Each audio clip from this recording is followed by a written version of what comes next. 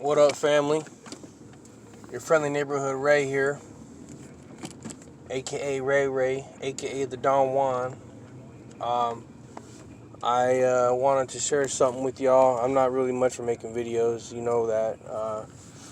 I've been contemplating doing this actually for the past couple weeks, for a month, but I feel like it's something that I really just need to share, just to encourage the people around me, and to overall motivate y'all to be better. Physically, spiritually, mentally, all that. Just got out the shop right now, some groceries, no big thing.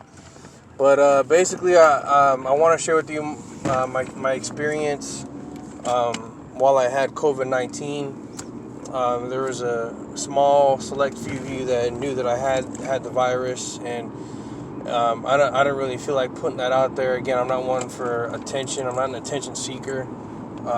So I just kept it pretty much low key. But I caught it a couple days before Christmas on the 22nd. Got tested at my job, and did the Ducks lose? It's terrible. Go Ducks. Anyways, it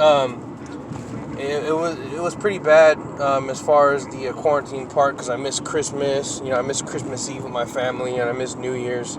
I was kind of stuck at home. I took it upon myself to get out, walk my dog, every day, get some fresh air, get that sunlight in me.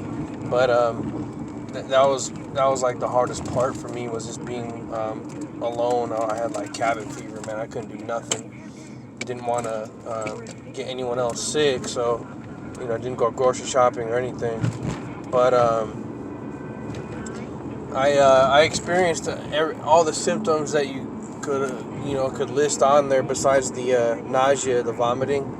I had the runny nose, the congestion, the dizziness, fatigue, headaches, and the first day was the worst.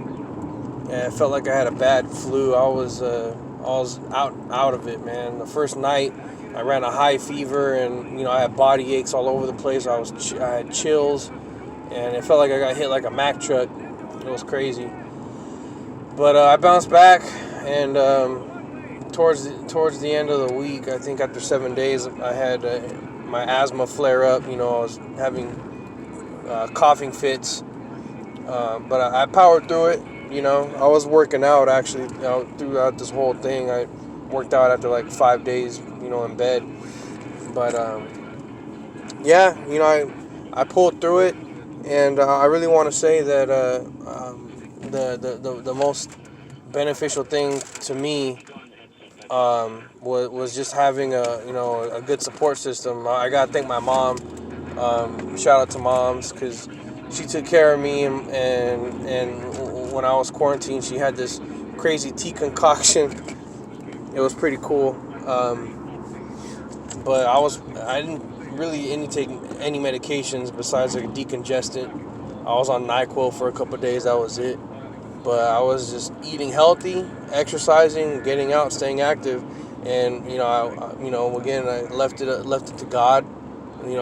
My health is in His hands, and it was a positive mentality, and I got through it. And I think this whole COVID pandemic is like a wake-up call. Me being a survivor, quote-unquote survivor of COVID, just want to share with you all, that on a deeper level, those of you who are advocating for government intervention and certain restrictions of our freedoms, I think it's totally wrong, and it's based out of fear. What I noticed a lot, and I'm going to try to keep this short and sweet, but what I noticed a lot is in life is that you have two types of people. You got mentally, you have people who are strong, and they see adversity as an opportunity to overcome and an opportunity to conquer and rise above. And then you have on the flip side, people who are mentally weak, and they get scared easy, and they project that fear onto others, and they look to other people to protect them. And that's just the way it is. Don't mean to offend, but that's just the way it is. And there's a lot of people right now that are looking to the government to fix their problems, whether it be money, whether it be health, protection, stuff like that. And I'm telling you right now, that's the wrong move. Me, going through COVID and having come out the other side, I'm telling you right now, being sick is not a good excuse to give up your personal freedoms. You can listen to all the guidelines that you want from the CDC, Dr. Fauci, what they say, or the WHO. They're always flip-flopping back and forth anyways. But, you see the hypocrisy in what these government officials do. They're telling you to do one thing and they're doing another. They're not following their own rules. Gavin Newsom, in particular, Dr. Fauci going to ball games and stuff like that with his family. Whatever, no big deal. What's good for you isn't good for him, right? So it doesn't make any sense to me. It doesn't make a lot of sense. And to go even further, to think that the government's going to actually have any say in whether you get sick or not is just total, it's foolishness. They can't protect you against a virus. It's crazy talk. I myself have a government job. I was washing my hands so many times that I got dry, cracked hands. I wore my mask like everyone else, and I still got sick, But I really think, if everyone here, everyone's saying, look at the science, look at the data. Look at the science, look at the data. And the numbers, have remained the same as far as the death rate. It's always been between 1.5% to 2% of the people who caught this thing died. And on top of that, you got people who are already at risk because they're either, have cancer or compromised immune systems, or they're freaking lazy and fat. And being lazy and fat weakens your immune system as well. Can't fight off diseases as much as effectively. Those are the majority of the people that are dying.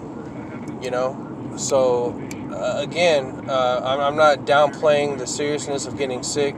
It's not a good thing when someone dies from an illness, and we're on the same page with that. But to go back to it again, the point that I'm trying to make is that people are so willing to give up their personal freedoms to the government and for the illusion. And I say illusion, I specify that the illusion of feeling safe. And that is totally wrong. You have to always think that the decisions you make now are going to have consequences on the generations in the future. And once you give up your freedom, it's really hard to get it back. It starts in increments. Look at the countries in the East. You got China, you got Russia, you got North Korea, and that communism is spreading like a wildfire. And people are saying, "Oh, it's never going to happen over here," but it starts small. It starts in increments. First they shut you down, and you can't make a living. You can't make a wage. To support your family. You got to rely on these stimulus checks. Not that they're enough anyways. Whether it's $2,000 or $600, it's not enough to pay your bills and to feed your family month to month. It's not. So, again, I understand where people are coming from as far as wanting to stay safe and to protect their health, but it's not based on facts. It's not based on data. It's not based on any sort of scientific evidence. It's based on fear, and it's based on control, political control. And you really have to think hard about the decisions you make. And I'm not trying to spin anything any sort of way. But again, once you give the government too much control, it's really hard to get back. You really don't have a say. Again, and I'm gonna wrap it up here, but you really don't have a say whether you get sick or not. If it's in the cards, it's gonna happen. You really got to take it with a grain of salt You got to take it with, a positive mindset. And again, stay active, stay healthy. Take your vitamins and supplements. Eat right. Stop eating that garbage. At 10 o'clock at night. And I'm guilty of that too. But I'm about to crush this workout. Stop with the bad eating habits. Get some rest. De-stress, meditate, and again, know that God is in control. That's what I can say. Again, is what helped me through everything, and also having that support system. Again, my mom, my grandmother, my family. Just keeping a positive mindset. But this fear mongering isn't going to help anyone. It's only going to hurt you and the people around you.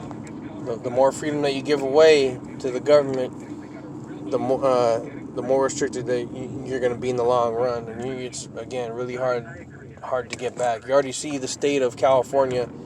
No matter what the media tells you, we're a wreck over here. We're hurting. There's businesses closing down left to right. People are starting to go hungry.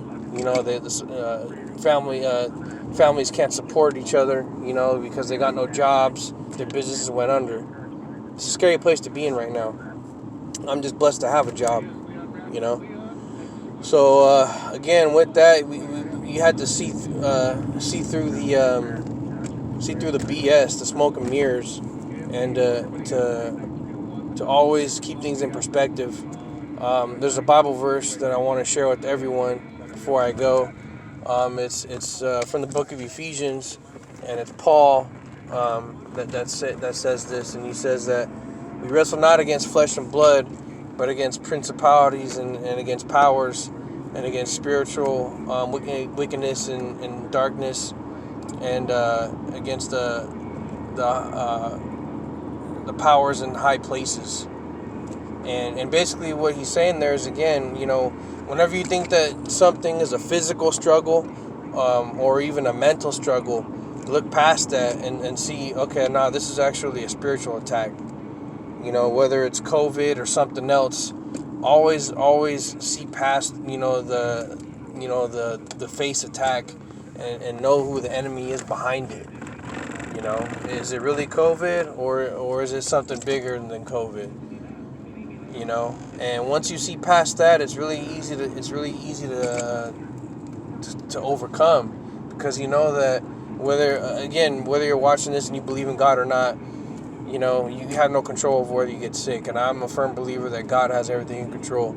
So once you know that, everything is thrown to the wayside.